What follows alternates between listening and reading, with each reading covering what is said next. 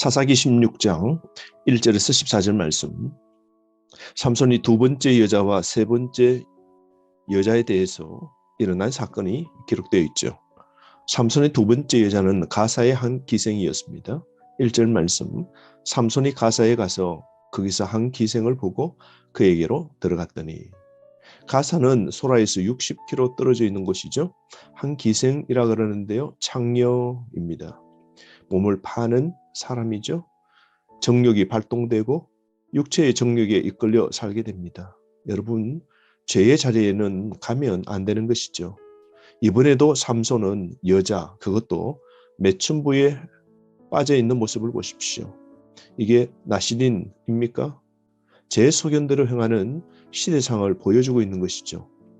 사사생활 20년 전에 여전히 여성 편력이 삼손에게 있는 것이죠. 여러분, 사사시대 삼손처럼 내 삶에도 내 소견에 옳은 대로 행하며 삶의 방식을 즐기고 있지는 않습니까? 그러므로 우리는 늘 깨어 살아야 됩니다. 하나님의 심판은 밤중에 도적같이 찾아오지 않습니까? 그랬더니 가사 사람들이 삼손이 나타났다고 그를 잡으려고 합니다. 그럴 때 삼손은 밤중에 일어나서 성문짝들과 두 문설주와 문빗장을 빼어가지고 그것을 모두 어깨에 메고 헤브론 앞산 꼭대기로 가져갑니다. 가사에서 헤브론 산까지는 64km나 떨어져 있는 곳입니다. 헤브론은 유다의 중심지죠. 블레셋이 이 일로 충격에 빠지는 겁니다. 삼손이 가사의 성문을 빼버린 겁니다. 블레셋은 상당히 충격을 받았을 겁니다. 최후의 방어 수단이 성문인데요. 어쩌면 성문은 성읍 나라의 국력을 상징하는 것인데 뽑아버린 것이죠. 없애버린 겁니다. 삼손의 힘의 비밀을 찾아내려고 이들이 이제 안달이죠.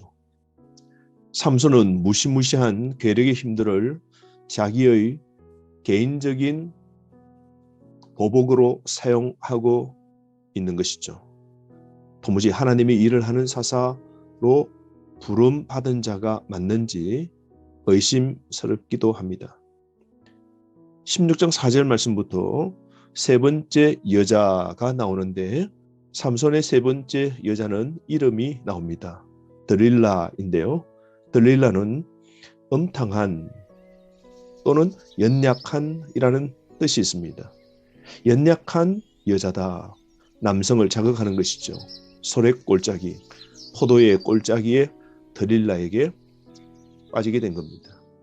삼손은 여전히 쾌락의 노예요. 성적인 죄에 쉽게 빠져버립니다. 여전히 블레셋 땅을 기웃거리는 삶을 살고 있는 것이죠. 그럴 때 블레셋 사람의 방백들이 그 여인에게로 와서 삼손을 잡아서 넘기면 돈을 주겠다고 매수하게 됩니다. 은 1100개씩 주겠노라고 약속하죠. 약 63kg나 되는 큰 무게입니다. 요즘 말로 하면 100억 상금 정도 되겠죠. 삼손만 넘기면 한 번에 로또 당첨되어 일확천금을 손에 쥘 수 있는 일이 생긴 겁니다. 들라는 돈에 매수를 당합니다. 돈을 사랑한 여인이었습니다. 그러자 그때부터 들릴라는 삼손을 유혹합니다. 아슬아슬한 긴장감이 6절부터 14절까지 이어지게 되는데요. 삼손은 이처럼 세 명의 여자를 통해서 그는 삶이 무너지게 되고 결국 그 인생 자충수를 두게 됨을 보게 됩니다. 여성 편력이 심하고 이게 그의 아킬레스건이 되는 것이죠. 여러분, 내 약점은 무엇입니까? 지식입니까? 정욕입니까? 물질입니까? 명예 아니면 권력입니까? 하나님의 뜻보다 여자의 관심이 많은 것처럼 나는 지금 현재 무엇에 관심이 많은지 한번 살펴보아야 됩니다. 나는 쉽게 유혹받는 그것이 무엇인지 점검해 볼 필요가 있는 것이죠. 죄의 유혹은 건덕집니다. 들라는 한 번, 두 번, 세 번 집요하게 유혹합니다. 여러분, 죄의 유혹이 왔을 때 우리는 단호하게 물리쳐야 됩니다. 들릴라는 비밀 계기 작전을 펼칩니다. 수차례 끈질긴 유혹을 합니다. 유혹이 거듭될수록 삼손은 점점 진실에 가까운 말을 하게 됩니다. 들릴라의 돈 사랑에 삼손은 안일하게 대응하다 결국 이용당하게 되는 것이죠. 들릴라, 그는 연약한 사람인데요. 삼손, 그는 힘센 자이죠. 그런데 연약한 자가 힘센 자를 결국 무너뜨리게 됩니다. 자신만만한 삼손, 자신의 힘을 의지한 삼손, 위험한 줄 알면서도 은근히 즐긴 삼손이 돈만 벌려고 필사적으로 안간힘 쓰는 여인에게 결국 이용만 당하고 맙니다.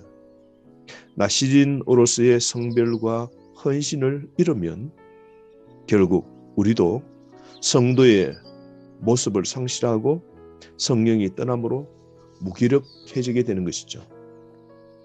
나시린으로서의 규례와 사사로서의 사명을 잃고 사는 삼손은 사사시대의 자화상입니다. 하나님은 삼손을 통해 놀라운 이적을 기대했지만 그는 타락한 도덕성과 영성, 이스라엘의 구원에 무관심했고 소명에 불순종했던 것이죠. 세상을 짝사랑한 이성 없는 짐승처럼 삼손은 살아가고 있는 겁니다. 삼손은 갈수록 자신감으로 스스로 경계하지 못하고 무너져 갑니다. 영적 위험을 의식하지 못한 때가 가장 위험한 것이죠. 처음에 약하게 다가올 때 그것을 피함으로써 더 이상 여지를 남겨두지 않는 게 죄를 대응하는 가장 지혜로운 방법입니다. 구약의 요셉을 기억하십시오. 보디발의 아내의 그 유혹을 단호하게 끊어버리죠. 그리고 유혹의 자리를 피했지 않습니까? 유혹을 이길 수 있는 방법은 피하는 겁니다. 그 자리로부터 달아나는 겁니다.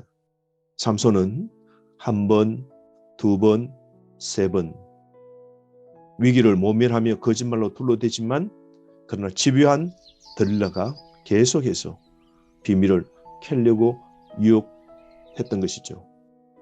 들릴라의 세 차례에 걸친 이 유혹, 갈수록 점점 위험한 행동의 모습을 보게 됩니다.